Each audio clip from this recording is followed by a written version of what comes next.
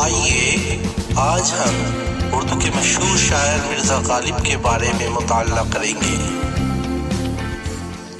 تو آئیے بچوں شروع کرتے ہیں۔ مرزا غالب۔ مرزا غالب کا پورا نام اسد اللہ خاں اور غالب تخلص تھا۔ بچپن سے شاعری کا شوق تھا، لہٰذا پہلے اسد تخلص کرتے تھے، بعد میں تخلص بدل کر غالب اختیار کیا۔ تخلص کا معنی ہے جس لفظ کو شاعر اپنی شاعری میں اپنی پہچان کے لیے استعمال کرتا ہے۔ تو پہلے انہوں نے اسد تخلص اختیار کیا تھا، بعد میں بدل کر غالب تخلص اختیار کیا، مطلب اپنا لیا۔ آخری مغل بادشاہ بہادر شاہ ظفر کے دربار سے نظم الدولہ، دبیر الملک اور نظام جنگ جیسے معزز خطابات ملے۔ معزز مطلب عزت والے خطابات، خطاب کی جمع ہے۔ یہ سب خطاب انہیں بہادر شاہ ظفر کے دربار سے ملے تھے۔ غالب 8 رجب 1212 ہجری بمطابق 27 دسمبر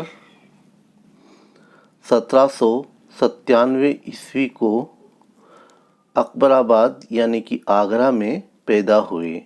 والد کا نام عبداللہ خاں بیگ اور والدہ عزیز النساء بیگم تھیں،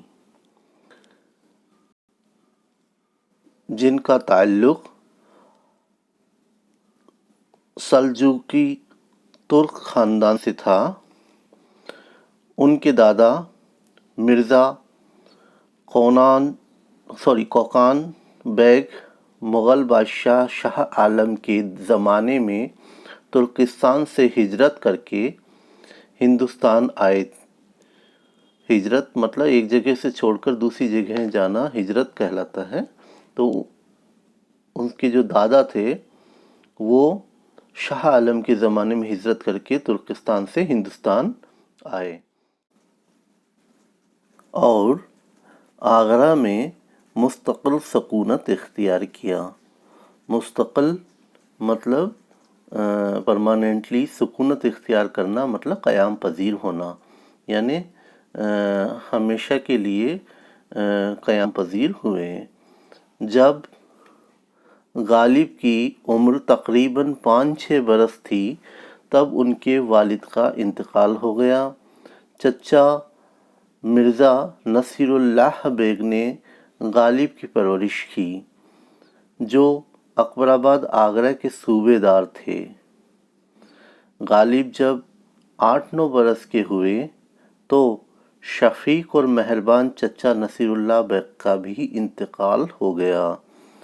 شفیق سے مطلب ہے شفقت رکھنے والے، یعنی جو چھوٹوں پر چھوٹوں سے جو محبت کی جاتی ہے اسے کہتے ہیں شفقت۔ تو شفیق تھے یعنی شفقت رکھنے والے تھے اور مہربان تھے ان کے چچا، لیکن ان کا بھی انتقال یعنی ڈیتھ ہو گئی۔ چچا کی جاگیری کے معاوضے میں 700 روپیہ سالانہ پینشن مقرر ہوئی۔ سر پر کسی بزرگ کا سایہ نہیں ہونے کی وجہ سے باقاعدہ تعلیم نہیں ہو سکی۔ باقاعدہ مطلب سسٹمیٹکلی، قاعدے سے تعلیم نہیں ہو سکی۔ پھر بھی ابتدائی زمانے میں یعنی شروعاتی دور میں انہوں نے فارسی زبان کی تعلیم مولوی محمد معظم سے حاصل کی۔ محض مطلب محض 11 برس کی عمر میں، یعنی صرف 11 برس کی عمر سے ہی غالب نے شاعری شروع کر دی۔ زمانے کے حالات کے پیش نظر یعنی مد نظر آگرہ چھوڑ کر دہلی چلے آئے اور بقیہ زندگی یعنی باقی کی زندگی یہیں بسر کی یعنی یہیں گزاری۔ دہلی آ کر انہیں ہمیشہ مالی مشکلات کا سامنا کرنا پڑا۔ مالی مشکلات مطلب اکنومیکل پرابلمز، یعنی پیسوں کی ان کو سامنے سمسیا تھی تو اس کا ان کو سامنا کرنا پڑا۔ ہمیشہ تنگ دست اور پریشان حال رہے۔ تنگ دست سے مطلب ہے ہارٹ ٹائٹ ہونا، مطلب دست مطلب ہوتا ہے ہاتھ، اور تنگ مطلب ٹائٹ، یعنی ہاتھ ٹائٹ رہے ان کے، یعنی کہ پیسوں کی سخت کمی رہی۔ دہلی میں علم و ادب کا ماحول تھا۔ ادب سے مطلب یہاں ہے لٹریچر۔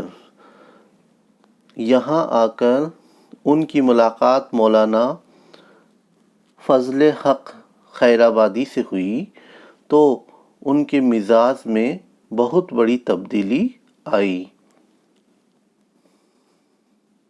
اور اب غالب نے علم و ادب کی جانب مطلب طرف باقاعدہ توجہ دینا شروع کیا۔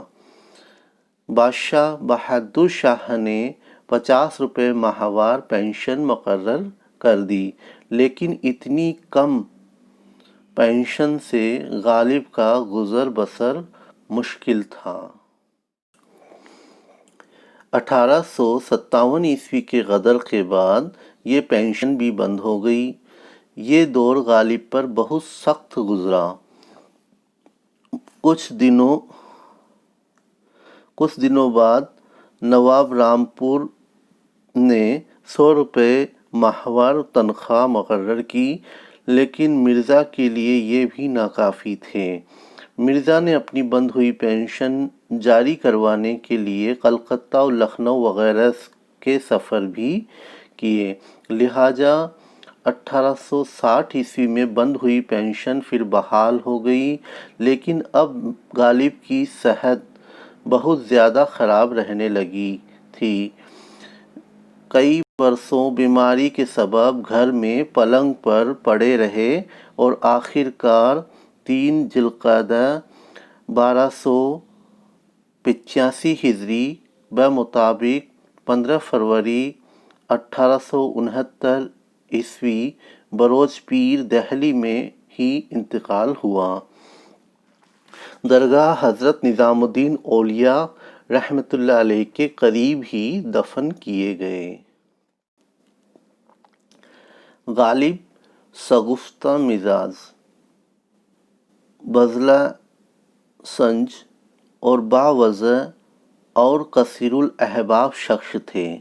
شگفتہ مزاج سے مطلب ہے اسمارٹ نیچر والے، یعنی ہنسمکھ، چنچل، اور بذلہ سنج سے مطلب ہے یعنی لطیفہ گو، یعنی خوش طبیعت، اور باوجہ سے مطلب ہے با طرز، مطلب طرز والے، تمیز والے، اور کثیر الاحباب سے مطلب ہے جن کے احباب کثیر میں ہوں، یعنی بہت زیادہ تعداد میں ہوں، یعنی اچھے زیادہ ملنے جلنے والے شخص تھے۔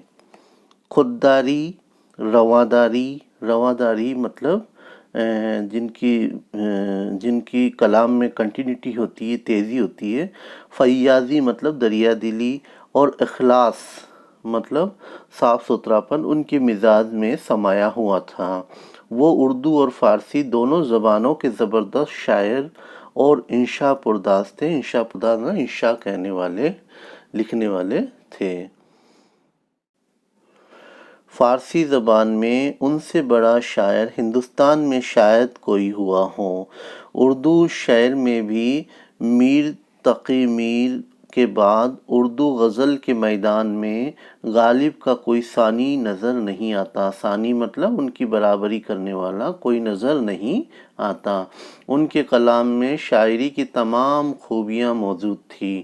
ندرت خیال مطلب خیال کی پختگی، سادگی و پرکاری مطلب پرفیکٹنیس، سلاست مطلب فصاحت، اور روانی مطلب کنٹینیوٹی، فلسفہ و فکر، یعنی فلسفہ سے مطلب ہے درشن شاستر یا فلسفی، اور فکر مطلب چنتن، اور جدت طرازی مطلب نیاپن، اختصار مطلب شارٹ ٹرم۔